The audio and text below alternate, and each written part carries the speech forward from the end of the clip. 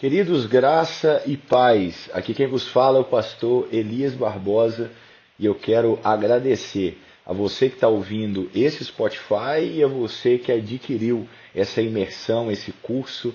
Começamos a falar sobre a origem do mal, começamos e continuamos a falar sobre a origem histórica do neopentecostalismo. Você deve ter escutado as últimas aulas que nós tentamos cavar ali na história, um pouco mais sobre a origem de algumas situações, para que possa, através da história, lançar luz ao nosso coração e à nossa mente. Então nós vimos nas duas últimas aulas de onde veio os fundamentos das crenças e doutrinas neopentecostais, como a confissão positiva, a teologia da prosperidade, o escopo, o bojo da pregação e das crenças do neopentecostalismo. Nós vimos nas duas últimas aulas como se formou e quais pessoas formaram as crenças, a pregação, a sistematização desse ensino, do movimento de batalha espiritual. E um detalhe, quando eu falo movimento de batalha espiritual, não quer dizer batalha espiritual. Esse movimento de batalha espiritual foi criado ali, sistematizado, principalmente por Peter Wagner, Rebecca Brown, todos o Baxton, todos aqueles nomes que nós citamos na última aula. Esse movimento de batalha espiritual, que é a terceira onda, eles trazem alguns ensinos que são contrários à Bíblia Sagrada, que nós vamos, na medida das aulas aqui, discorrer sobre todos eles. Esse movimento de batalha espiritual é algo condenável com base nas Escrituras. Agora, nós cristãos passamos por batalhas espirituais, isso aí é fato, A nossa luta não é contra a carne e sangue, mas contra todo principado, potestade, enfim. Então, nós, sim, passamos por batalhas espirituais, mas aquilo que nós não defendemos é o movimento de batalha espiritual. Dito aí, tudo certo? Amém? Então, nós vimos isso aí na aula passada, vimos como o neopentecostalismo chegou e se enraizou em solo brasileiro, como essa doutrina, esse ensino, se alastrou tanto pela nação brasileira. E um detalhe, eu hoje falar convosco aqui o que eu falei nas duas últimas aulas e o que nós vamos aqui apresentar da Bíblia Sagrada de agora em diante, eu falar isso agora é um choque, é complicado. Talvez você ouviu as duas aulas e tomou um susto. Nossa, mas como assim? Mas eu já ouvi coisas diferentes, eu já vi situações acontecendo, eu já fui de igrejas que pregavam assim. É um choque, é um susto. Hoje, se eu tivesse dando esse estudo aqui no século XVI, XVII, logicamente eu não teria celular, essa lapela aqui maravilhosa, mas se eu estivesse falando isso com você no século XVI, XVII, XV, XVIII, não teria dificuldade nenhuma. Sabe por que não teria dificuldade nenhuma? Porque esses ensinos neopentecostais não existiam nessa época. Não existiam. Então, se nós vivêssemos lá na época de John Wesley, de Jonathan Edwards, dos puritanos, de Spurgeon, ou se voltar um pouquinho mais na época dos reformadores, não tinha isso. Então, nós poderíamos falar aqui abertamente o que eu vou falar e você, no final de tudo, diria um alto e sonoro amém. Só que hoje, a grande complicação é que esse ensino que surgiu agora no século XIX, ele veio se alastrando e crescendo. E nós vivemos na época que ele se popularizou. E nem tudo que é popular é bíblico. Até porque a voz do povo serviu para duas coisas, soltar Barrabás e construir bezerro de ouro. Então, nem sempre o que a grande maioria está dizendo, defendendo e pregando significa que aquilo é uma verdade bíblica. Significa que aquilo tem base nas Escrituras. Então, é como se nós estivéssemos aqui na Bélgica, nesse contexto de obra, construção civil, é como se nós estivéssemos jogando uma construção no chão, velha, jogando no chão, tiramos os escombros e agora nós estamos começando a construir novamente. Pela origem do neopentecostalismo que você viu nas duas últimas aulas, até dos dias da semana que se marcam as sessões do descarrego, que são os mesmos dias do centro de Umbanda, Quimbanda e por aí vai, cada detalhe desse sincretismo, e eu falo com vocês, Não deixe de ouvir até o final. Eu não sei mais quantas aulas terão sobre o assunto libertação, mas olha, escute tudo, senão você não vai entender todos os pontos e todos os detalhes. Escute tudo com atenção, anote, pesquise, mas escute tudo. Eu não vou saltar nenhum versículo de libertação, eu não vou sair de nenhum texto, eu não vou fugir de nenhum assunto, mas eu quero, com a ajuda do Espírito Santo, compartilhar com você todos os detalhes. Já compartilhamos os detalhes históricos e agora compartilhar os detalhes da Bíblia Sagrada. Amém? Então, dito isso nessa pequena introdução, vamos começar então a nossa aula aqui sobre o assunto bíblico, para que você possa entender. Antes de nós entrarmos aqui, propriamente dito, no assunto libertação, eu preciso, lembra do prédio que lançou no chão e a gente está fazendo a fundação e levantar esse prédio de novo? Não adianta eu te falar de libertação se você não souber qual que é a missão da igreja. Qual que é a missão vital? Para que a igreja foi chamada? Eu tenho visto muitas pessoas falando, no decorrer dos meus 34 anos de vida, eu tenho visto muitas pessoas falando o seguinte, fulano, ou até a pessoa coloca eu, fui chamada para o ministério de cura. Eu fui chamado para o ministério de libertação. Eu sou uma pessoa que recebi um chamado específico de Jesus. Para quê? Para libertação. Eu recebi um chamado específico de Cristo para trabalhar na área de libertação. Então, eu tenho visões, eu tenho sonhos, Deus usa pessoas falando comigo, porque eu tenho um chamado de cura, eu tenho um chamado de libertação. Eu acho que aqui é o ponto, o pontapé inicial. Eu acho que é daqui que nós vamos partir nesse assunto de libertação. Por quê? Porque nós temos que entender na Bíblia Sagrada qual é a missão da igreja. Primeiro eu vou fazer uma pergunta retórica. Existe alguém no Novo Testamento, pode ser até no Velho se você quiser, existe alguém no Novo Testamento que foi chamado somente para a cura divina? Existe alguém no Novo Testamento que foi chamado só para expulsar demônio? Não, o chamado dessa pessoa é exorcismo. Ele é chamado só para expulsar demônio, para conhecer demônio, para conhecer a ação do demônio, a atuação do demônio, o que o demônio faz, o que não faz. Existe essa pessoa no Novo Testamento? Se você for coerente com as Escrituras, você já ouviu aí e falou assim, realmente não tem.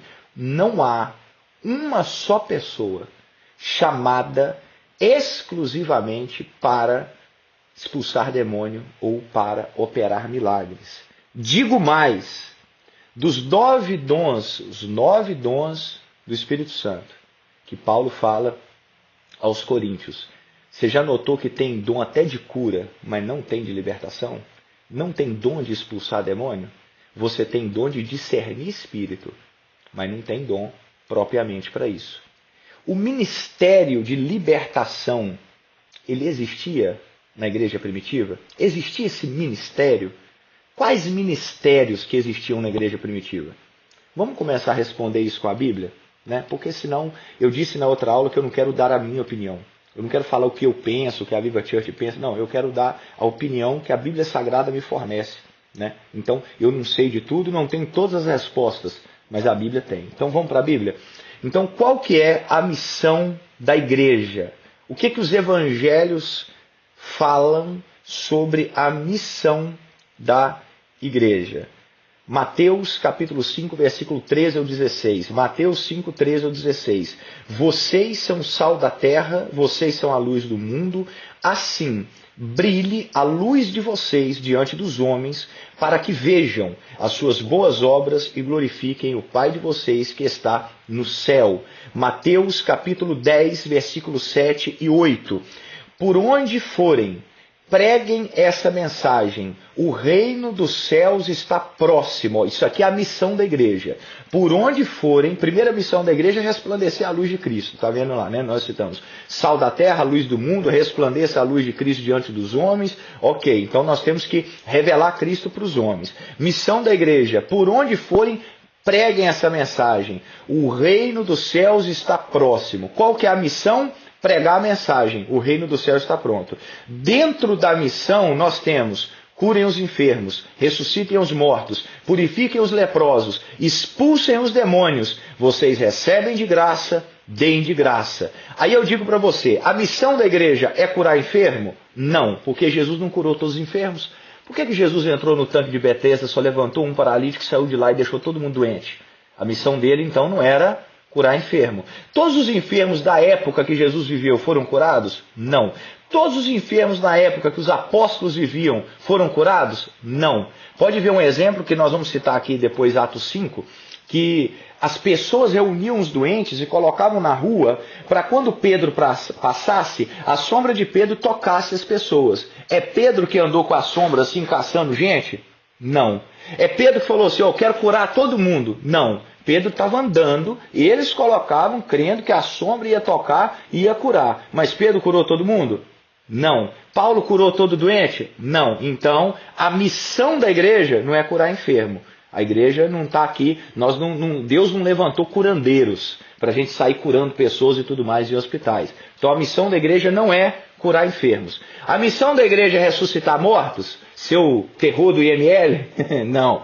A missão da igreja não é ressuscitar mortos. Até porque é até difícil a gente ver essas manifestações nos dias de hoje, de ressurreição de mortos. Até na própria história da igreja, poucos mortos foram ressuscitados. Então, é ressuscitar mortos? Também não. A missão da igreja é purificar leprosos, purificar lá pessoas que estão com hanseníase, com lepra, com isso. Essa é a missão da igreja. A igreja foi chamada para purificar leproso? Não. A igreja foi chamada para expulsar demônio? Agora nós chegamos, né? A igreja foi chamada para expulsar demônio. O chamado da igreja é ser exorcista, é fazer aquele filme do caça-fantasmas, mas na verdade o filme do caça-demônios, e nós começarmos a caçar demônios. Essa é a missão de Jesus. Tirando o caso do gadareno, todos os endemoniados ou trouxeram a Jesus, ou Jesus viu a pessoa, estava pregando, a pessoa manifestou, ele expulsou. Tirando o caso do gadareno, que ele foi atrás. Só esse caso, o resto, todos. Ou trouxeram a Jesus, ou Jesus estava ensinando, passando, falando, a pessoa manifestava e Jesus expulsava. Ok? Então, a missão da igreja é expulsar demônio. Paulo, quando chegava em Corinto, Paulo, quando chegou em Filipos, que tinha uma menina lá com demônio lá, que adivinhava, aquela coisa toda. Paulo, que foi atrás da menina, orando de mão, de cabeça em cabeça, para ver quem tinha demônio? Não. Depois de dias, Paulo já ficou irritado, ele olhou para a menina e expulsou o demônio. Mas a menina que vinha atrás deles gritando. Então a missão da igreja é expulsar demônio? É começar a caçar demônio para tudo quanto é lado? É fazer culto de libertação, chamar a gente para frente, ficar agora. E essa é a missão da igreja? Expulsar demônio? Não. Qual que é a missão da igreja? Preguem essa mensagem. O reino de Deus está próximo. A missão da igreja é pregar o evangelho. E dentro da pregação do evangelho nós temos os sinais. Os sinais são curar enfermo, ressuscitar mortos, purificar leprosos, expulsar demônios. Pastor, isso é uma loucura. Continua aí que você vai ver que essa loucura tem base bíblica. Mateus 24:14. E este evangelho do reino será pregado em todo o mundo, como testemunho a todas as nações. Então virá o fim. Olha, a missão da igreja, pregar o evangelho do reino em todas as nações, dando testemunho. Quando isso acontecer, virá o fim. Independe de cura. Independe de demônio saindo, manifestando, gritando, urrando, caindo. Independe. Independe de morto ressuscitando, de leproso sendo... Independe. A missão da igreja não é curar todos os enfermos em todo o mundo. Aleluia. A missão da igreja não é expulsar todos os demônios em todo o mundo. A missão da igreja é pregar o evangelho. E quando esse evangelho do reino ser pregado em todo o mundo, virá o fim. Mateus 28, 18 ao 20. Mateus 28, 18 ao 20. Então Jesus aproximou-se deles e disse: foi-me dada toda a autoridade nos céus e na terra. Portanto, vão e façam discípulos. A missão. Portanto, vão e façam discípulos de todas as nações, batizando-os em nome do Pai, do Filho e do Espírito Santo, ensinando-os a obedecer a tudo que eu lhes ordenei, e eu estarei sempre com vocês até o fim dos tempos. Olha a missão da igreja. É para ir fazendo o que, Jesus? Faz discípulo, batiza, ensina a obedecer o que eu ensinei a vocês. Essa é a missão da igreja. É a missão que Jesus está delegando para a igreja. É a missão que Jesus está colocando para a igreja. Marcos 16, 15 ao 18. Olha, enxurrada de Bíblia. Marcos 16, 15 ao 18. Ele lhes disse: vão pelo mundo todo e preguem o evangelho a todas as pessoas. Tem uma outra versão que fala assim: ide por todo o mundo, pregando o evangelho a toda criatura. Olha, e é a missão. A missão de vocês: ide por todo o mundo, pregando o evangelho. Essa é a missão. Quem crer e for batizado será salvo, mas quem não crer já está condenado. Agora continua, ó. Esses sinais acompanharão aos que creem. Ó, a missão está aqui: ir por todo mundo e pregar o evangelho. Agora, os sinais acompanham o que creem. Quais os sinais? Em meu nome expulsarão demônios, falarão novas línguas, pegarão nas serpentes, se beberem veneno mortal, não lhes fará dano algum. Imporão a mão sobre os enfermos e eles ficarão curados. Você entendeu a diferença? Isso aqui é sinais, isso aqui é missão. Qual que é a missão? Ir por todo mundo pregar o evangelho. E qual que é os sinais que seguem a missão? Os sinais que seguem a missão é expulsar demônio, falar em nova língua, pegar em serpente, se beber veneno mortal não fará dano algum, imporão a mão sobre os enfermos e eles serão curados. Isso é sinais. Sinais não é missão. Você está entendendo que nós estamos levantando o prédio do chão. Nós estamos levantando o prédio do chão. Se você confundir sinal com missão, você vai achar que nós temos só que curar enfermo. Você vai achar que nós temos que expulsar demônio toda hora. Você vai achar que nós temos que... Engraçado que Marcos 16, eu acho interessantíssimo que todo mundo fala que, tá vendo, os sinais seguem o que crê. E tem gente que não crê, por isso que não acontece, por isso que não expulsa demônio, por isso que não fala novas línguas, por isso que não tem enfermo sendo curado. Eu nunca vi ninguém usar esse texto no meio neopentecostal falando sobre pegar a serpente e beber veneno. Nunca vi. Eu vejo o pessoal falando do sinal acompanha o que crê para falar de demônio urrando, para falar de enfermo sendo curado, de novas línguas, mas a parte da serpente, do veneno, não, deixa quieto, deixa abaixo, para que isso? Uai, se você confunde sinal com missão, e você acha que esses 5 aqui que citou, não são só sinais, é a missão da igreja. A igreja tem que fazer isso. Então eu te convido a nós irmos no Instituto Butantan e você começar a pegar em serpentes. Te convido mais. Eu te convido a nós pedirmos um veneno lá para a pessoa, não um veneno de uma serpente aí. Ou nós podemos pegar um veneninho de rato e você dá um gole, porque né, e se beberem veneno mortal, não lhes fará dano algum. Você está entendendo que isso aqui não é a missão da igreja? Não é o padrão da igreja? Isso aqui é sinal. Se pegar na serpente, se beber veneno, se colocar a mão sobre os enfermos, vai ser curado. Se tiver endemoniado, expulsa. Se receber o dom, fala em novas línguas. Mas qual que é a missão? Independente de ter ou não demônio, ter ou não enfermo, ter ou não serpente, ter ou não veneno, ter ou não dom para falar em línguas, independente dos sinais, a missão da igreja é pregar o evangelho. Essa é a missão. Com enfermo ou não, com demônio ou não, com veneno ou não, com serpente ou não, com língua estranha ou não, a missão da igreja é pregar o evangelho por todo mundo. Vou continuar, espero que você tenha entendido. Vamos mais, Lucas capítulo 9, versículo 1 e 2. Lucas 9, 1 e 2. Reunindo os 12, Jesus deu-lhes poder e autoridade para expulsar todos os demônios e curar doenças. E o enviou a pregar o reino de Deus e curar os enfermos. Ele deu autoridade para expulsar demônios e curar doenças. Sinais. Ele deu autoridade para operar sinais. E ele enviou para pregar o reino de Deus, missão. e curar os enfermos. Sinais. Qual que é a missão? Pregar o reino de Deus.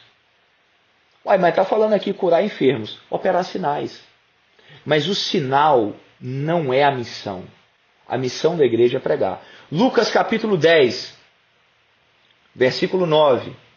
Lucas capítulo 10, versículo 9. Curem os enfermos que ali houver e digam-lhes, o reino de Deus está próximo de vocês. Ó, tá vendo que o sinal não é a missão? Porque se o curar enfermo fosse a missão, Jesus ia falar assim, vai lá, cura os enfermos e pode ir embora. Mete o pé, já está feito. Essa é a missão de vocês. Mas ele fala assim, vai lá e cura os enfermos. Opera sinal. Mas diga para eles, ó, tem que ter o diga, tem que ter o pregue, tem que ter o fale. O reino de Deus está próximo de vocês. Por que que Jesus está falando isso aqui em Lucas 10, versículo 9? Porque se eu curar o enfermo e não pregar, eu não cumpri a missão. A missão da igreja não é Deus levantar um monte de médico e enfermeiro dentro da igreja. Não é um monte de curandeiro. Não, não, não, não, não. A missão da igreja é pregar o evangelho. Por isso que ele fala, opera os sinais. Cura os enfermos. E se alguém... cura os enfermos que estiver lá. Aí vocês digam para eles, o reino de Deus está próximo. Prega, porque essa é a missão. Vamos continuar. Lucas 24, 46 a 48. Ele lhes disse, está escrito, que o Cristo haveria de sofrer, ressuscitar dos mortos no terceiro dia, a quem em seu nome seria pregado o arrependimento para o perdão de pecados a todas as nações, começando por Jerusalém. Vocês são testemunhas destas coisas. Ó, é no nome desse Cristo que ele tinha que morrer, ressuscitar, e em seu nome seria pregado o arrependimento para perdão de pecados. Olha, veja bem, Cristo morreu, ressuscitou, para que o nome dele seja pregado em todas as nações. Eu sei que você pode falar assim, não pastor, mas Isaías 53, ele também morreu porque ele levou sobre si nossas dores e enfermidades. Com certeza. Mas ele cura a todos? Não. Tem uns que ele cura, tem outros que ele não cura. Mas o evangelho do reino é pregado. Você acha que Jesus morreu e ressuscitou para dar salvação para a pessoa ou para dar cura de doença só? Você entende? O motivo é a salvação. Porque a cura é de um corpo passageiro que vai ficar nessa terra. O mortal será revestido de imortalidade. Jesus não morreu e ressuscitou só para curar a doença de alguém. Ele cura. Nós cremos nisso. Ele cura. Mas o motivo é a salvação. Jesus não veio morrer na cruz do Calvário para dar algo dessa terra para nós. Ele veio morrer na cruz do Calvário para dar o céu para nós. Para nos salvar. Vamos continuar. João 20, 21 ao 23. João 20, 21 ao 23. Novamente Jesus disse, Pai seja com vocês. Assim como o Pai me enviou, eu vos envio. E com isso soprou sobre eles e disse, recebam o Espírito Santo. Ó, como o Pai me enviou, eu também envio vocês. O Pai enviou Jesus com uma missão. A missão era morrer na cruz. E Jesus enviou os discípulos. E a missão nós já lemos. Vocês vão fazer discípulo e pregar esse evangelho em todo lugar. Tá? Vamos, eu falei dos evangelhos, né? Vamos ver o que fala na Bíblia Sagrada, em Atos dos Apóstolos, sobre a missão da igreja? Porque Atos dos Apóstolos é aquele momento que a igreja já teve o start. Né? Eu não sei se você já parou para perceber isso, mas os evangelhos não falam da igreja. Você já parou para perceber isso? É a aula do escandalismo, né? Vou te escandalizar de todo lado agora, né? Você já percebeu que nos evangelhos não é igreja. A igreja começa em Atos 2. Os evangelhos ali é judaísmo. Aí nós começamos em Atos 2. Aí é a igreja. Amém ou não? Vamos continuar. Vamos ver a missão da igreja aqui em Atos dos Apóstolos, para nós termos uma compreensão melhor. Atos 1:8. Atos 1:8. Mas receberão poder quando o Espírito Santo descer sobre vocês. E serão operadores de milagres, expulsadores de demônios. É isso que o texto diz? Não, o texto diz assim: mas receberão poder quando o Espírito Santo descer sobre vocês, e serão minhas testemunhas em Jerusalém, em toda a Judéia, Samaria, até os confins da terra. Você entendeu por que o Espírito Santo desceu? É para capacitar, para a igreja concluir e realizar a sua missão. E qual que é a missão da igreja? Testemunhar de Cristo. Serão minhas testemunhas. Minhas testemunhas. A igreja foi chamada, recebeu uma missão para testemunhar de Jesus. E foi por isso que ela recebeu o Espírito Santo e poder. Atos 2, 42 a 47. Atos 2, 42 a 47. Eles se dedicavam ao ensino dos apóstolos e à comunhão, ao partir do pão e às orações. Todos os que criam mantinham-se unidos e tinham tudo em comum. E o Senhor lhes acrescentava todos os dias e os que iam sendo salvos. Olha, veja bem. Eles se dedicavam aos ensinos dos apóstolos e à comunhão e o partir do pão. A missão da igreja era se dedicar ao ensino dos apóstolos. O que vocês têm para ensinar para nós? Lembra que Jesus falou, vocês vão ensinar o que eu ensinei para vocês. Aí agora, ó, os apóstolos estão ensinando aquilo que Cristo ensinou para eles. E aí eles viviam na comunhão e no partir do pão. Entendeu? Olha, esse ensino é que é a missão da igreja. Eles estavam testemunhando de Jesus, as pessoas ouviam o testemunho dos apóstolos, que estavam testemunhando de Cristo, e assim eram capacitadas para testemunhar de Jesus também. Essa é a missão da igreja. Vamos mais. Atos 4, 33. Você vê que até agora não citou demônio aqui na missão da igreja, cura, nada, né? Nada. Porque, você sabe por que eu estou falando isso? E eu falo com todo respeito, carinho, coraçãozinhos e likes. Veja bem, há uma inversão de valores. Há uma inversão de valores. Quando o neopentecostalismo cresceu, os valores foram invertidos. O evangelho que não prometia riqueza, agora já começa a prometer riqueza. O evangelho que nunca prometeu nada dessa terra, agora promete tudo dessa terra. Vocês viram que eu citei na outra aula uma frase eu acho que é Maurice Cerullo, ou Mike Murdock, é um negócio assim, um desses caras aí, que quando nós estávamos, quando ele cita essa frase que Deus vai tirar a riqueza dos ímpios e vai dar para os crentes. O evangelho nunca prometeu uma coisa dessa. Mas aí vem o sujeito e falou isso. Então, ó, do neopentecostalismo para cá, nós temos promessa da terra que nunca foi feita por Jesus, agora é feita. Aí, de repente, o que é pequeno começou a ficar grande demais. Grande demais. Meus irmãos, é só se você desligar o Spotify, desligar essa aula, não querer assistir mais, aí você realmente vai continuar falando assim, não, eu tenho isso aqui como a minha verdade e tudo mais e tal. Mas se você tiver coragem de ouvir todas as aulas com o coração aberto e com a Bíblia na mão, você vai ver que coisa grande para Deus, mudança de caráter, transformação do Evangelho, fruto do Espírito, arrependimento de pecado, isso aqui é coisa grande. Coisa pequena, cura de enfermo e expulsar demônio. Sinais, maravilha, pequena. Pastor, o senhor não tem respeito. Fica até o final, eu vou te dar versículo bíblico, meu irmão. Eu vou te dar versículo bíblico. Se eu não te provar isso aqui que eu acabei de falar, na Bíblia, tudo bem. Nós vamos acreditar no que o neopentecostalismo acredita. Tá?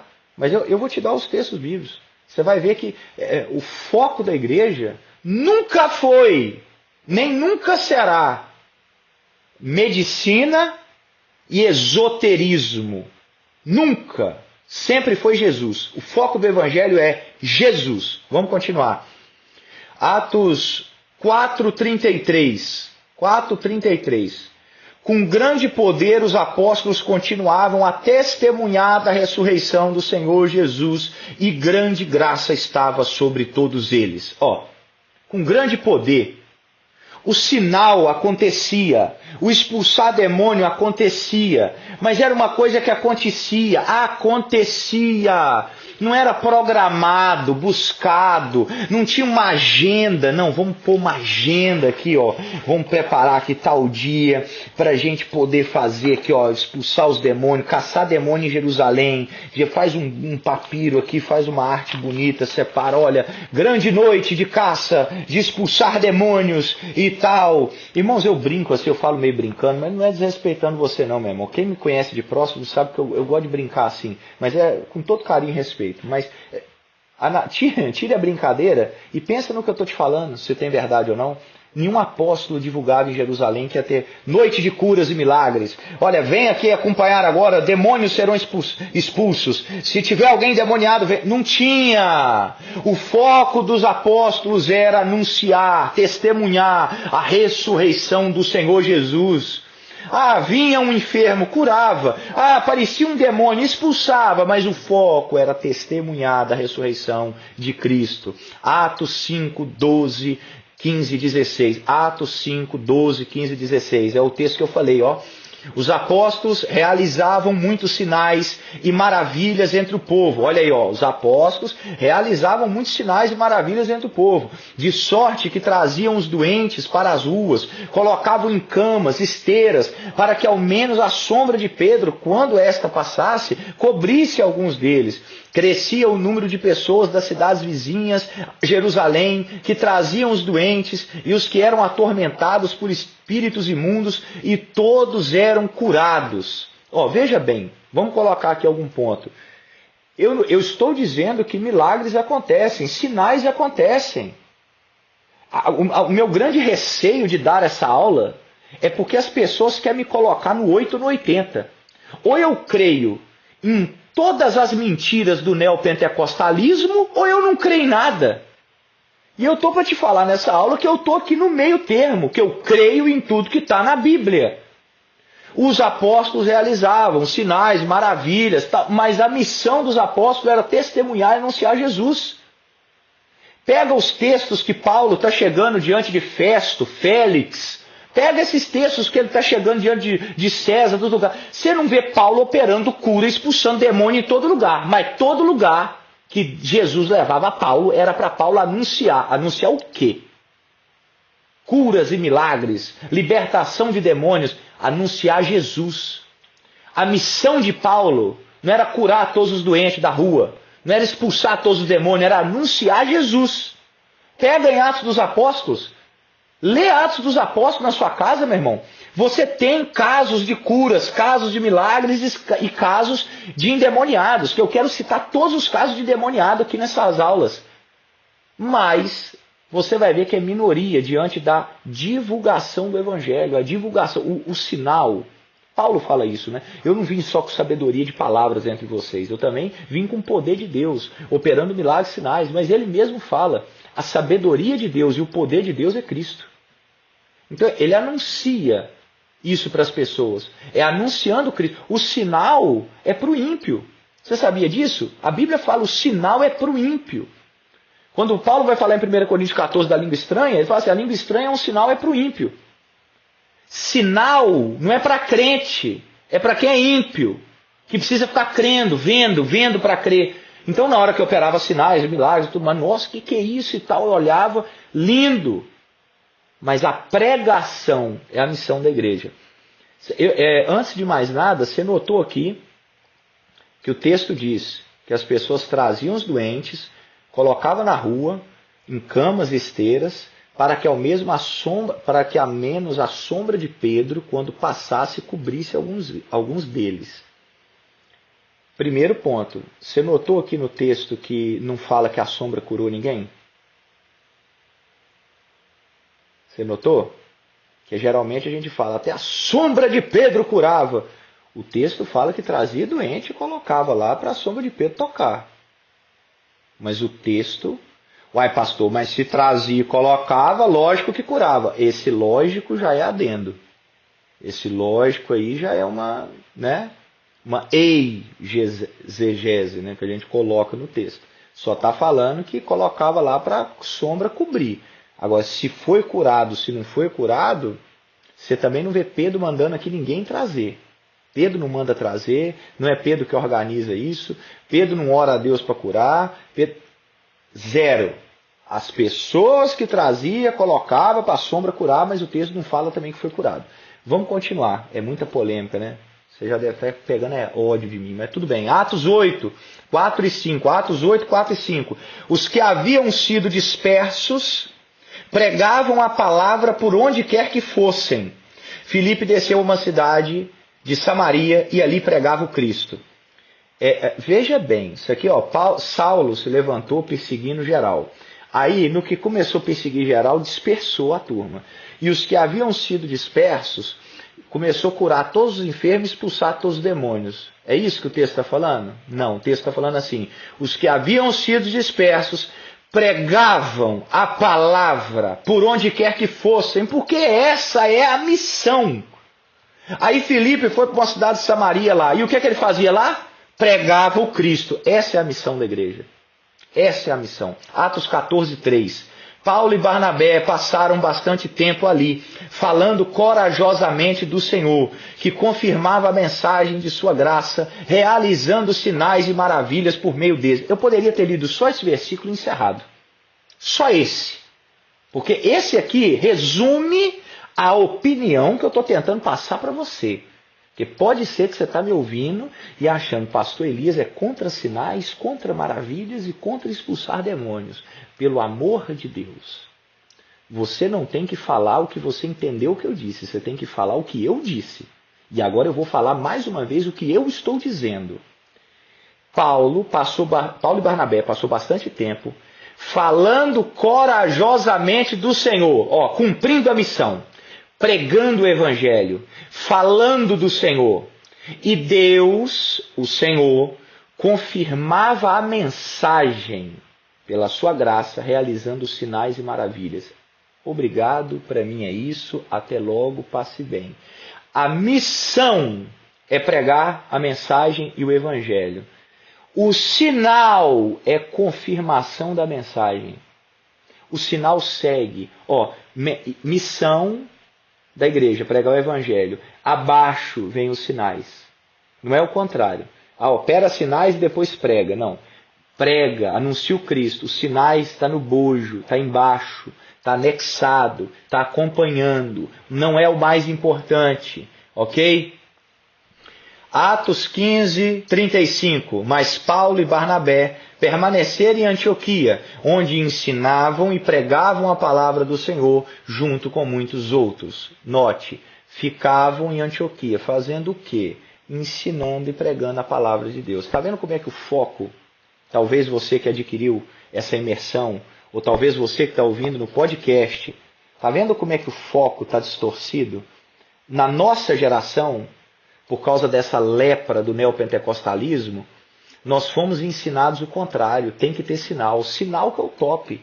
Eu tenho que viver para Deus operar cura através de mim, para mim ser alguém, né, cheio do Espírito Santo, importante, cheio de autoridade. Eu tenho que expulsar demônios aí à riveria. E eu coloco isso acima da pregação da palavra. Pega uma igreja dessa neopentecostal, igual eu citei na outra aula, Universal do Reino de Deus. Pega uma outra denominação dessa, uma mundial,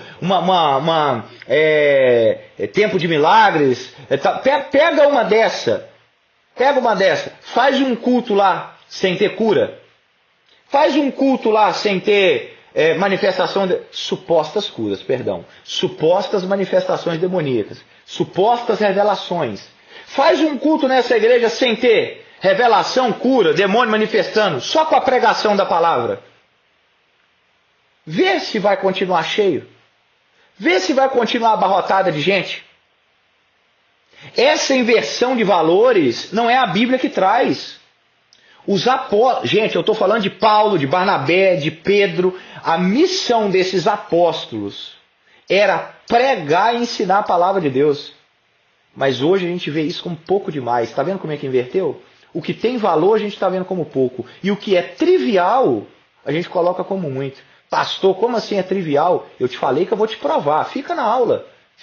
Se eu não te provar que sinais, curas, milagres, e expulsar demônio é algo trivial, pode ficar com raiva de mim, mas eu vou te provar. Na Bíblia.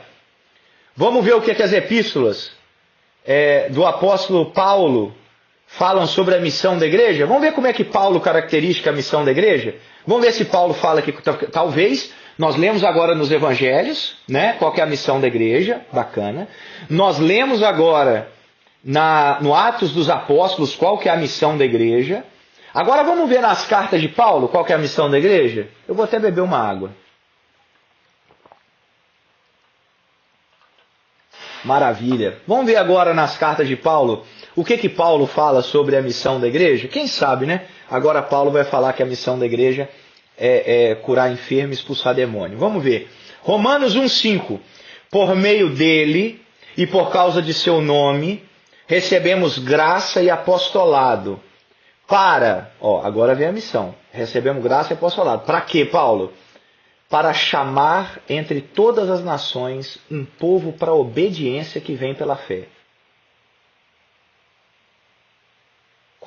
Para que você foi chamado, Paulo, que você recebeu graça e apostolado? Chamar entre as nações um povo para a obediência que vem pela fé. O nome disso, senhoras e senhores, é pregação do Evangelho. Vamos ver outra de Paulo? Romanos 10, 14 e 15. Romanos 10, 14 e 15. Como, pois, invocarão aquele que não creram? Como crerão naquele de quem não ouviram falar?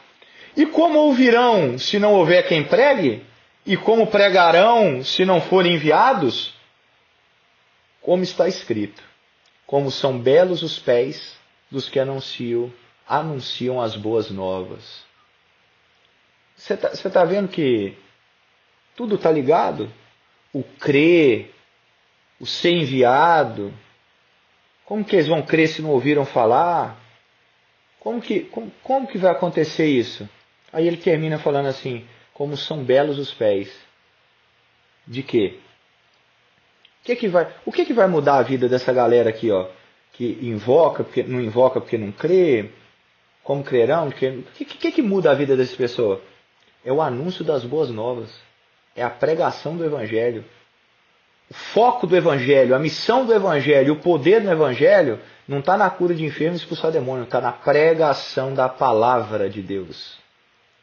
Pastor, ainda não estou convencido. 1 Coríntios 9,16. 1 Coríntios 9,16. Todavia, quando prego o Evangelho, não posso me orgulhar, pois me é imposta a necessidade de pregar.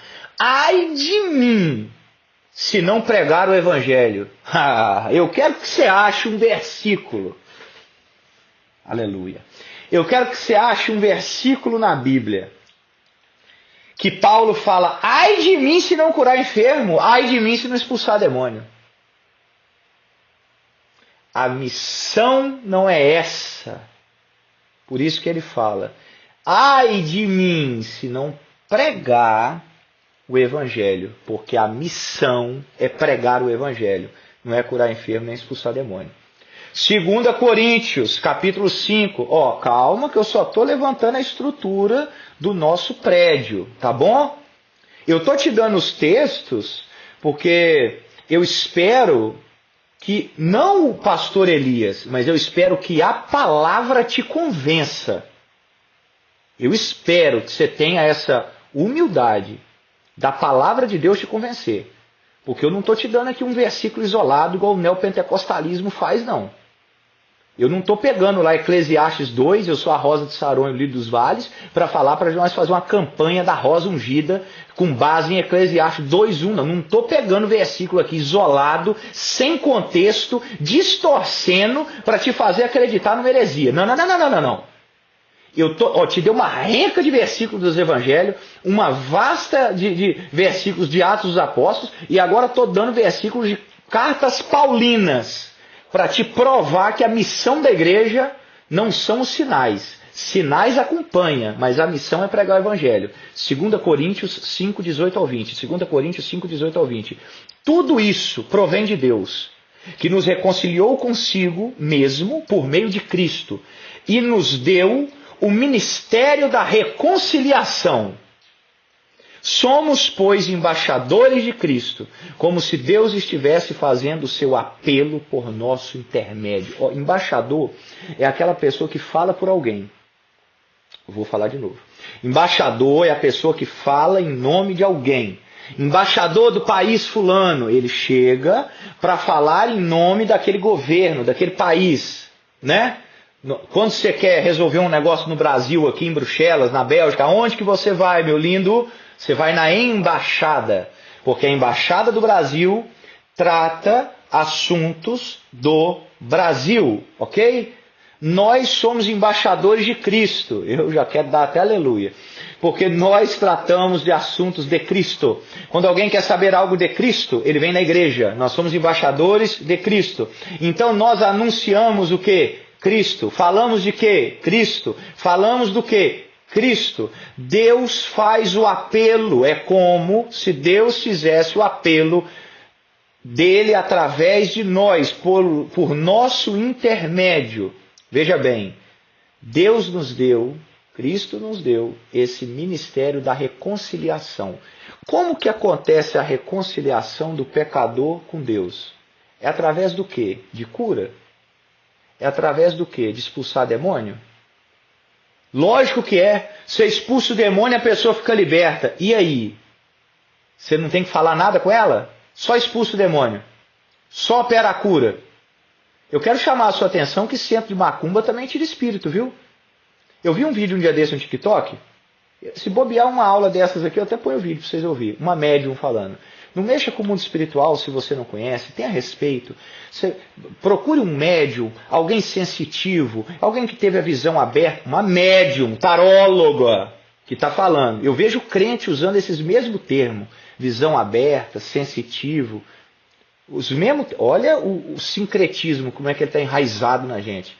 E ela falando isso, procure alguém experiente, capaz, que lida com o mundo espiritual e tudo mais e tal, e pá. Que aí a gente consegue fechar os portais que foram abertos, porque tem pessoas que abriram portais dentro da sua casa. É o vídeo da média. Um dia desse, se bobear, eu coloco.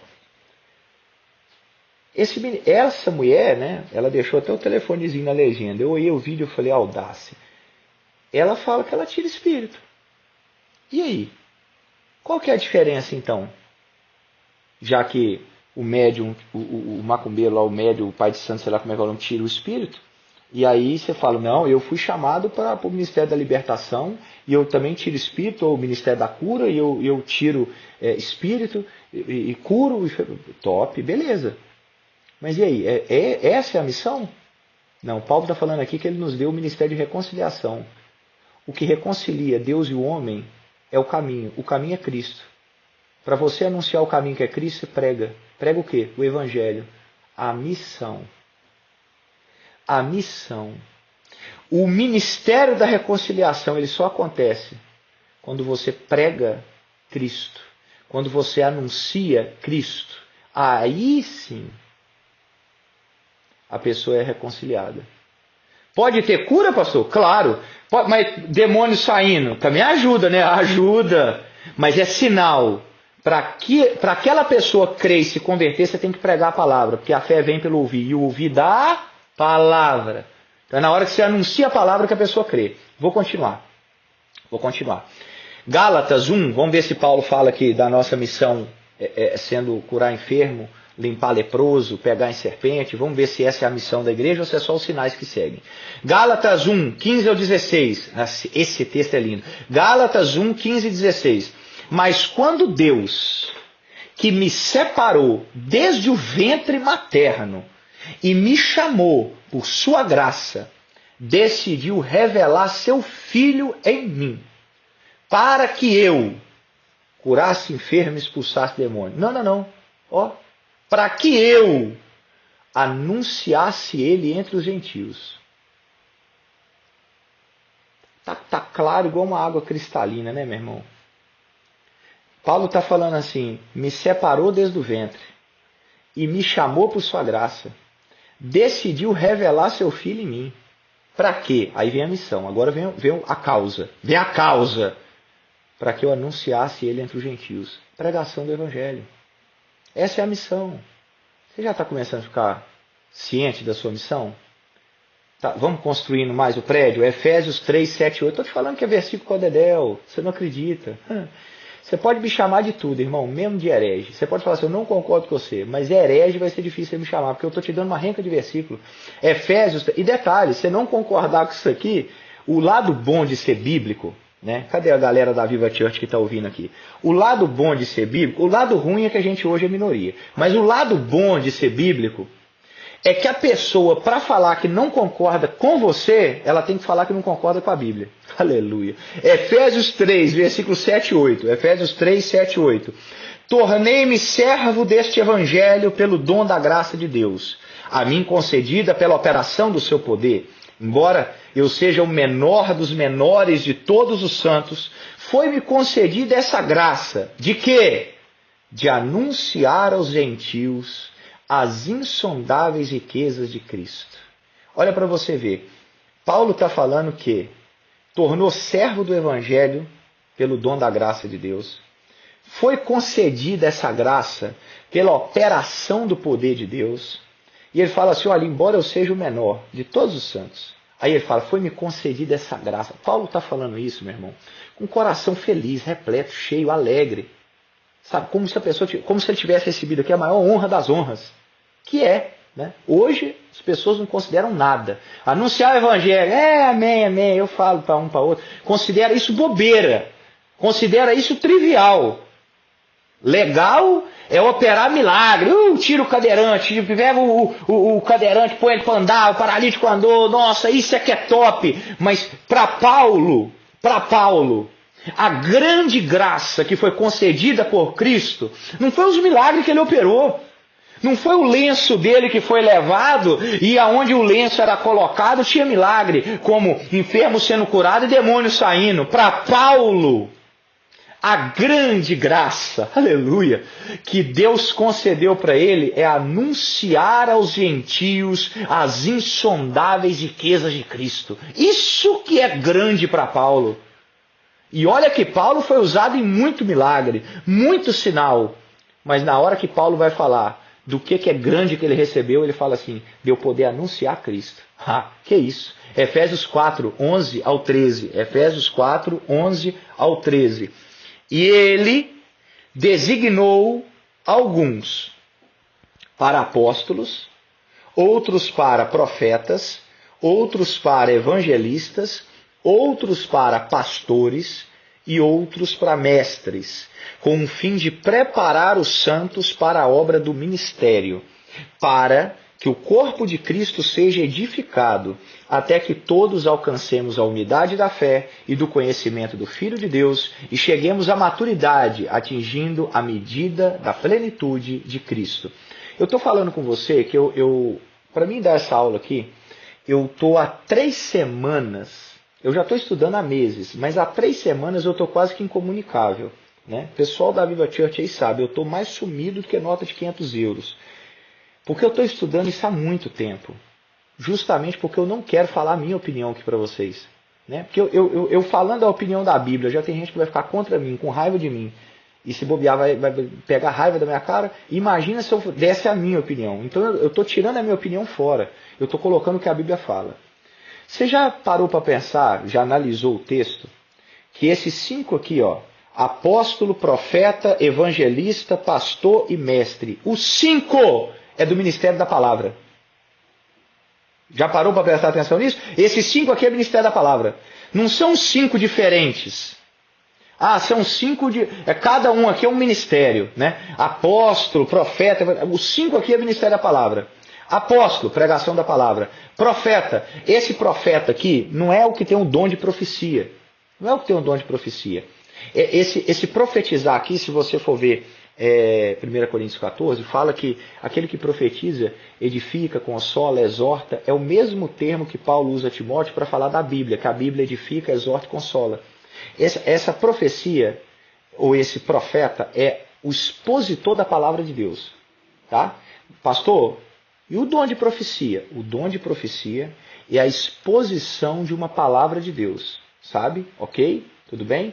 Nós acreditamos em palavras pessoais, estou entrando em outro assunto, só abre o parênteses. Acreditamos em palavras pessoais, por exemplo, ó, Deus está te falando aqui, Deus está me dizendo para te falar para você não fazer essa viagem. Amém, acreditamos. Prova a profecia, né? Não julga o profeta, julga a profecia e vê se ela está com base na Bíblia e vê se ela é de Deus, ok? Então, nós acreditamos em palavras pessoais assim? Acreditamos. O que nós não acreditamos? Profecias igual ou acima da Bíblia. Revelação, experiência pessoal, que está no mesmo nível que a Bíblia ou acima da Bíblia. E o neopentecostalismo, que nós falamos na outra aula, é cheio de experiências pessoais e revelações que estão igual ou acima da Bíblia. A Bíblia não fala, não, mas eu senti, eu vi. Pastor, Deus não pode ter me dado uma experiência? Meu Deus, eu vi na minha frente acontecendo. Eu vi, o demônio fez isso, o fulano fez aquilo. Eu vi a pessoa vomitou, o olho virou, dobrou a cabeça, subiu na parede. Você pode ter tido uma experiência pessoal. Agora, dessa experiência, sair de experiência e virar doutrina, ela tem que ter base na Bíblia, e muita. Ah, tem um versículo lá, um versículo isolado. Exceção não é regra. O que é padrão, o que é mandamento e o que é ordem para a igreja se repete em vários lugares. Você está vendo aqui que eu estou te repetindo um monte de texto, certo? Então, Deus pode ter te dado uma experiência, você que está ouvindo até agora, aqui no minuto 55, indo para 56. Pastor, o que é que eu faço com as experiências que eu já tive? Porque eu ainda vou entrar na libertação, eu só estou falando aqui da missão da igreja, eu ainda vou entrar no assunto libertação. Pastor, mas eu tive tantas experiências. O senhor está me dizendo que não foi Deus? O senhor está me dizendo que eu sou mentiroso? O senhor está me dizendo o quê? Eu só estou dizendo que a sua revelação ou a sua experiência com Deus não fere a Bíblia? Não. É válida, mas guarde para você. A experiência pessoal que Deus quer dar para todo mundo, ela está na Bíblia. Se não tiver base na Bíblia, é uma experiência com você. Exemplo, dentro do assunto de libertação. E talvez eu cite isso de novo daqui a pouco. Eu presenciei e participei da expulsão de um demônio num homem. Já contei isso para algumas pessoas. Eu e meu pai, igrejinha na roça, banco de madeira de lei que precisava de 2 para levantar. Chega um homem bêbado, tribêbado, ele entrou na igreja e pediu oração. Ele era muito endemoniado, mas muito endemoniado, possesso. Nós fomos orar, o demônio manifestou e começou a chutar os bancos. Chutou um banco que precisava de 2 para pegar, ele chutava descalço e o banco levantava do chão assim e caía. Eu falei, meu Deus do céu.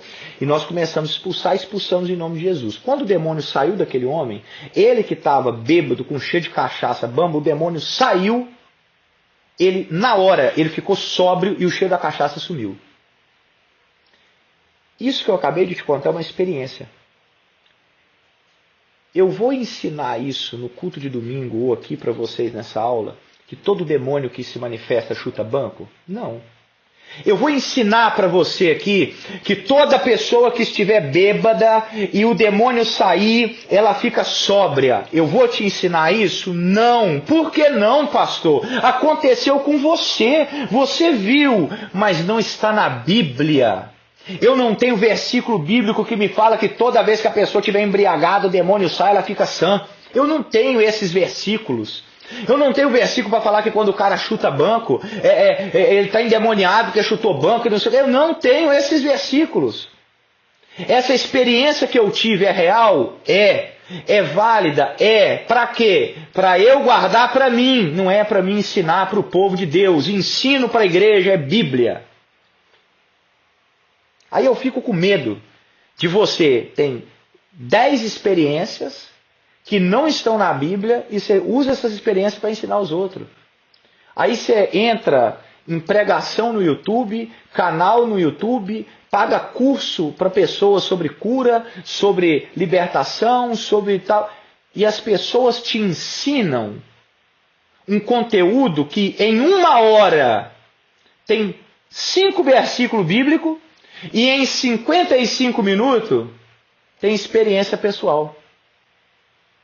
Só experiência, uma atrás da outra. Um dia eu fui expulsar o demônio, não sei do que, e você já notou que essas pessoas, eu estou te falando que eu estou estudando isso há um tempo, todo mundo que mete o louco, que é neopentecostal, que mete o louco nesses ensinos de libertação, você pode perceber que ele começa a validar pelo tempo.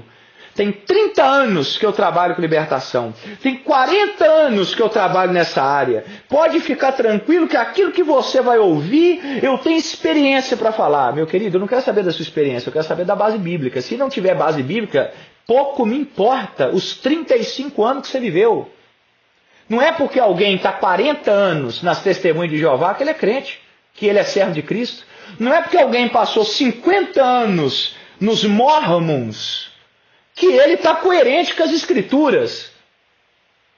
Tempo não valida atitude e crença. Você pode estar 30 anos aprendendo errado, vivendo errado e ensinando errado. Eu não quero saber do tempo que você está nessa prática. Eu quero saber da base bíblica que você tem para ensinar isso daí. Então, cuidado com essas pregações, esses ensinos, esses cursos, que é banhado de experiência pessoal, mas não tem base bíblica. Repito para ficar claro, você tem experiência em alguma área de cura? Tem experiência pessoal em libertação? Você tem experiência pessoal com visão? Você tem experiência pessoal com sonho? Você tem experiência pessoal com revelação e profecia? Você tem experiência pessoal com qualquer área? Tenho, pastor, e muitas. Ok. Pega essas experiências e joga dentro da Bíblia. A experiência que não tiver bases, não me pega um versículo isolado achando que é o rei da cocada, não. A experiência pessoal que não tiver bases bíblicas, no plural, para validar essa sua experiência, guarde para você. Foi Deus? Amém, foi Deus. Mas foi o Espírito Santo? Amém, foi o Espírito Santo. Mas guarde para você. Do mesmo jeito que eu creio nas que eu tive, eu creio. Eu conto uma história que eu fui uma vez pregar e eu recebi uma ligação. Deus revelou para um pastor o meu número de telefone, o meu nome e o meu sobrenome. E ele falou assim, você vai ser um pregador da palavra e eu vou te tirar do Brasil numa certa época. É de Deus? É de Deus. Diferente é eu chegar na Viva Church agora, domingo, e falar assim, olha irmãos, Deus agora vai revelar nome, sobrenome e número de telefone. E eu fazer de uma experiência minha um ensino, uma doutrina. É de Deus, mas não é ensino. Ensino para a igreja é a Bíblia Sagrada. Eu acho que você entendeu, não é possível. Tá? Não me julga não, é Bíblia, é com todo carinho e respeito. Ó, vamos continuar. Então, dentro do ministério da palavra, nós temos apóstolos, profetas, evangelistas, pastores, mestres. E esses 5 do ministério da palavra é que preparam os santos para a obra do ministério, edificam o corpo de Cristo, para que alcancemos unidade na fé, conhecimento do Filho de Deus e chegamos à maturidade. O ministério da palavra que faz tudo isso através do quê? Pregação da palavra. Tá? Vamos nós. Colossenses, ainda estou nas cartas de Paulo, tá dando, já deu 1 hora. Eu estou só citando as bases bíblicas para te falar a missão da igreja. Colossenses 1, 28 e 29. Nós o proclamamos, advertindo e ensinando a cada um com toda a sabedoria, para que apresentemos todo homem perfeito em Cristo. Para isso eu me esforço, lutando conforme a sua força, que atua poderosamente em mim. Proclamo, estou advertindo e ensinando a palavra com toda a sabedoria, apresentando todo homem perfeito em Cristo. Como é que apresenta o homem perfeito para Cristo? Proclamando, advertindo e ensinando. Está vendo? Não cita cura e nem expulsar demônio. 1 Timóteo 2,7. 1 Timóteo 2,7. Fui designado.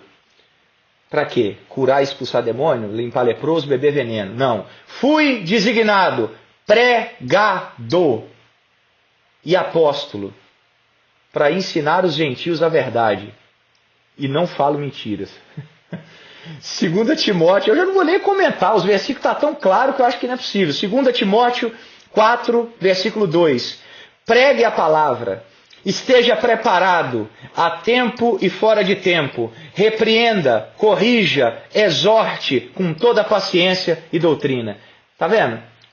Povo da Viva Church, pastor Elias é chato com esse trem de palavra, mas você entende de onde que vem a minha chatice? Aqui, ó, Paulo falando, pregue a palavra, esteja preparado, e a tempo e fora de tempo, repreenda, corrija, exorte com toda a paciência e doutrina. Uma vez uma pessoa falou comigo assim, eu estou esperando o meu tempo chegar, que Eclesiastes 3 fala que para tudo tem um tempo, por isso que eu ainda não abri célula, por isso que eu ainda não estou pregando, porque a Bíblia diz, para tudo tem um tempo. Aí eu coloquei esse versículo embaixo.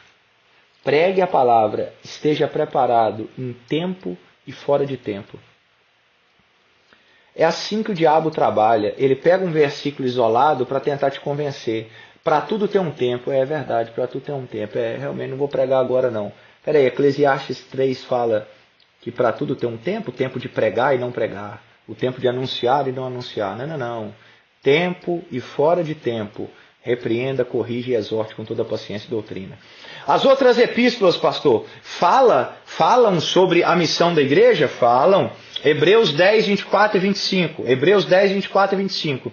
E consideramos uns aos outros para nos incentivarmos ao amor e às boas obras. Não deixemos de congregar-nos, como é costume de alguns, mas encorajemo-nos mutualmente, ainda mais quando vocês veem que se aproxima o dia.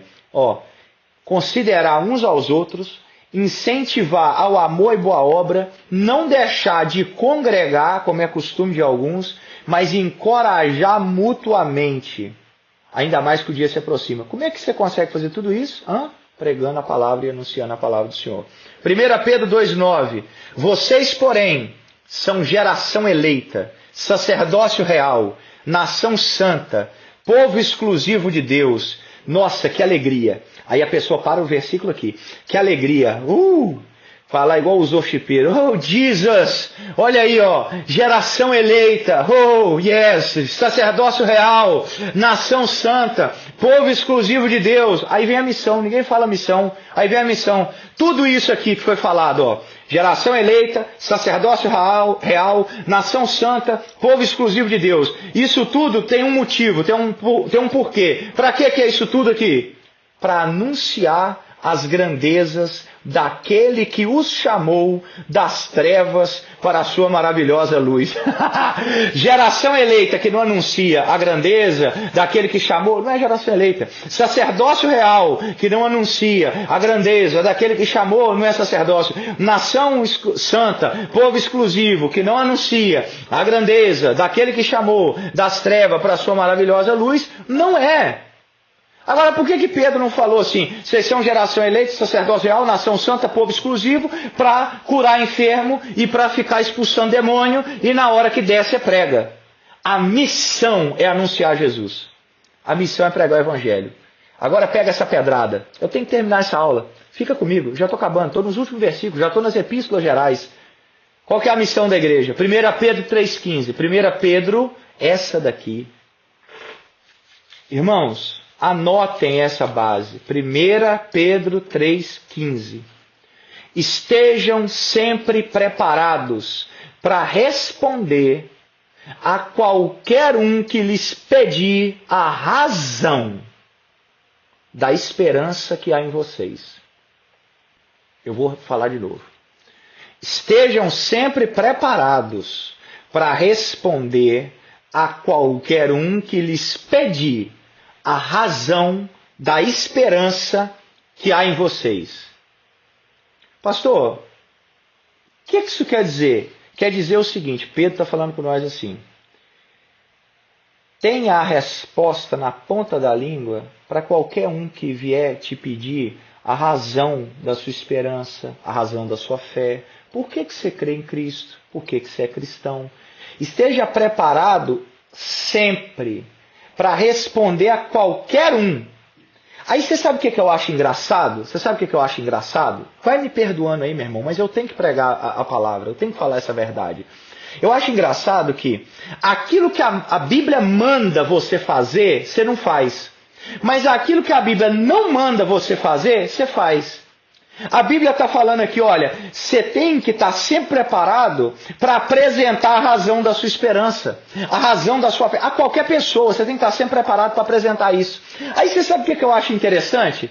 que isso daqui você não faz. E não, isso aqui você não faz.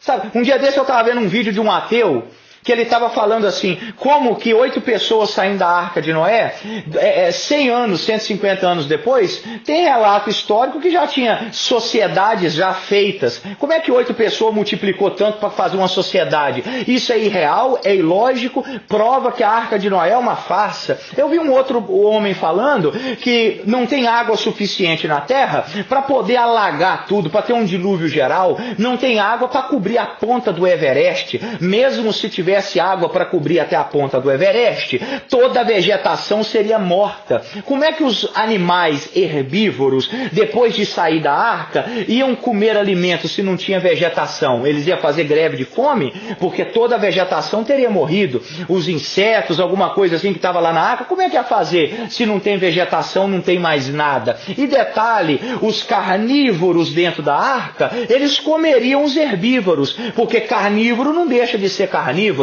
Ele ia ficar 40 dias de quê? De jejum?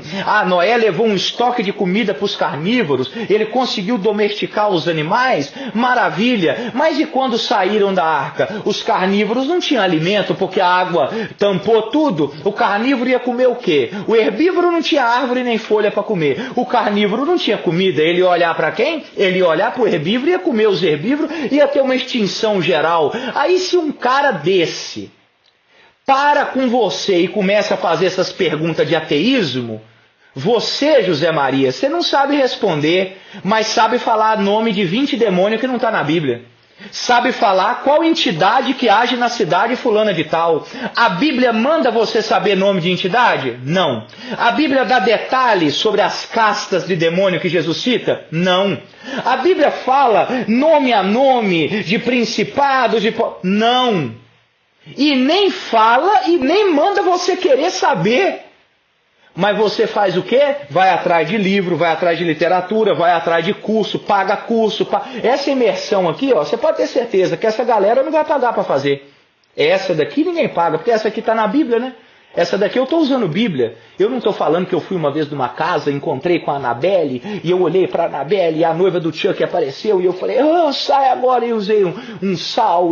Não, eu não estou fazendo uma ficção científica, eu só estou falando o que a Bíblia fala. Falar o que a Bíblia fala não tem graça. Falar o que a Bíblia fala não dá like, não vende curso. Porque a Bíblia é muito simples, o Evangelho é simples. A Bíblia não dá os nomes de demônios. Eu vou citar depois na outra aula os nomes que a Bíblia fala. Vou citar todos os nomes de demônios que a Bíblia fala. Mas, entretanto, todavia, a Bíblia não dá detalhes de todos os demônios, de todas as entidades, e não dá detalhe, não fala e não manda você caçar para saber. O neopentecostalismo, no movimento de batalha espiritual, falou assim, não, você tem que conhecer o teu inimigo para você conseguir neutralizar as forças dele, para você conseguir avançar espiritualmente. Aonde Jesus falou isso? Aonde os apóstolos falou que você tem que conhecer Jesus para vencer o inimigo? Onde? A Bíblia fala que pelo nome de Jesus todo joelho se dobrará. A Bíblia fala, resistir o diabo e ele fugirá de vós. Aonde? Aí eu acho interessante que isso aqui que a Bíblia está falando que você tem que saber, que é estar sempre preparado para responder qualquer um que te pedir a razão da sua esperança, você não sabe. Se você cair num debate com ateu, você está no sal. Se você cair num debate com mormon, você não sabe. Se você cair num debate com testemunho de Jeová, você não sabe. A tua apologética é ínfima. E isso aqui é Pedro que está mandando, não é o pastor Elias, não é a Viva Church, me tira dessa jogada. Pedro está falando que você tem que estar preparado para responder a razão. Aí você não sabe responder. Você não sabe responder, mas sabe falar qual Exu que trabalha nas crianças. O foco do Evangelho, você sabe por que a Bíblia, eu falei aqui que a Bíblia não dá nome de demônio, de entidade, não fala como é que funcionam as hierarquias no inferno e tudo mais, os demônios que não sei. A Bíblia não fala nada disso. Você sabe por que a Bíblia não fala? Porque o foco da Bíblia, o foco do Novo Testamento, não é apresentar os poderes das trevas, é apresentar Jesus que destruiu os poderes das trevas. Se você não der um aleluia com isso, meu irmão, e olha que nem é culto. O foco do Evangelho não é apresentar quais são os demônios, em que área eles atuam e o poder deles. O foco do Evangelho é mostrar a vitória esmagadora do calcanhar do descendente que esmagou a cabeça da serpente. O foco do Evangelho é mostrar o que Paulo falou aos Colossenses. Ele despojou principados e potestades, humilhando eles em público na cruz do Calvário. Aleluia! Essa é a exposição. Enquanto tu está perdendo tempo, querendo saber nome de demônio, querendo ver vulto, era para você conhecer Jesus e a Bíblia e saber responder em qualquer momento sobre alguém que te indaga sobre a razão da sua fé. E não ficar atrás de ficção científica gospel. Judas, capítulo 1, versículo 3. Amados, embora estivesse muito ansioso por lhes escrever acerca da salvação que compartilhamos, senti que era necessário escrever-lhes, insistindo que batalhassem pela fé, de uma vez por todas confiada aos santos. Olha, é ele escrevendo para batalhar pela fé, é ele escrevendo sobre a salvação. Olha, eu já queria escrever sobre a salvação que compartilhamos, mas eu preciso escrever sobre nós continuarmos, batalhando pela fé que foi confiada a nós. Isso aqui é a centralidade do Evangelho. Centralidade do Evangelho não é cura, expulsar demônio, beber veneno, isso é sinal. Eu vou terminar, porque eu falei aqui dos evangelhos que fala da missão da igreja. Eu falei aqui de Atos dos Apóstolos que fala qual que é a missão da igreja. Eu falei aqui das cartas de Paulo sobre a missão da igreja. Falei sobre as epístolas gerais sobre a missão da igreja. Agora eu vou citar 2 versículos aqui de Apocalipse sobre a missão da igreja e eu concluo essa aula porque já está com 1 minuto e 16. Apocalipse 14, 6. Vi outro anjo que voava pelo céu e tinha o evangelho eterno para proclamar aos que habitam na terra, e toda nação, tribo, língua e povo. Irmãos, até o novo céu e nova terra, até nós sermos transformados e tal, até esse momento da transformação, da volta de Jesus, o evangelho ele vai ser anunciado e proclamado. Só cessa na eternidade, que aí vai ser só louvor, não precisa mais da pregação. Mas até então, o evangelho vai ser anunciado. E detalhe, hein? No Apocalipse aqui, quem opera sinais, cura e maravilha é o anticristo e a besta. É o falso profeta. Agora, você sabe o que não deixa de acontecer aqui? Pregação. Você sabe o que não vai ter da parte da igreja? Porque eu acredito que a igreja passa na grande tribulação. Mas você sabe o que não vai ter da parte da igreja na grande tribulação? Sinais, maravilha. Mas você sabe o que vai ter? Pregação do evangelho. Porque a missão da igreja... Apocalipse 22, 17. O Espírito e a noiva dizem vem. E todo aquele que ouvir diga vem. Quem tiver sede, venha. Quem quiser, beba de graça da água da vida. A missão da igreja, como delineada no Novo Testamento, culmina em uma visão escatológica aqui em Apocalipse 22, 17. Onde o evangelho é proclamado a todas as nações. Conforme o versículo que nós lemos aqui em Apocalipse 14, 6. Esse versículo que nós lemos em Apocalipse 14, 6 destaca essa universalidade da mensagem do reino, transcendendo barreiras culturais, geográficas, sendo confiado à igreja como testemunho final antes do julgamento de Deus. A exortação de Apocalipse 22, 17, que nós acabamos de ler aqui, o Espírito e a igreja, o Espírito e a noiva, o Espírito e a igreja, convidam a todos a receberem da água da vida. Isso só reforça o papel da comunidade cristã em chamar as pessoas à salvação, até que o retorno de Cristo aconteça. Esses versículos aqui de Apocalipse, eles conectam a missão terrena da igreja à sua consumação eterna, enfatizando que a proclamação do Evangelho é tanto um mandato presente, quanto uma promessa de vitória futura. Os ministérios, porque a igreja primitiva tem 2 ministérios. Olha a Viva Church aí, ó.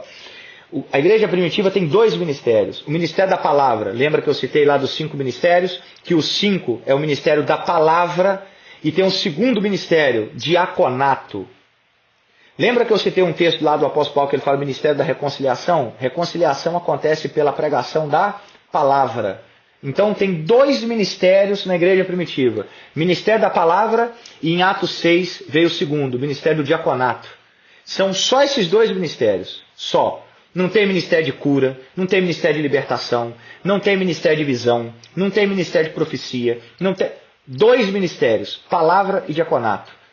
E esses ministérios estabelecidos na igreja primitiva são instrumentos essenciais para cumprir a missão que Cristo deu.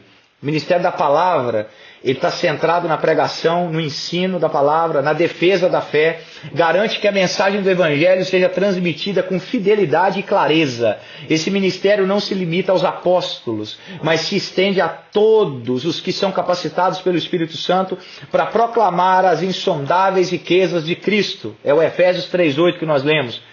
Por exemplo, a dedicação dos apóstolos à oração, à palavra, em Atos 6,4, permitiu que a igreja crescesse espiritualmente, enquanto pregadores como Paulo, Timóteo, continuaram a expandir o alcance do evangelho.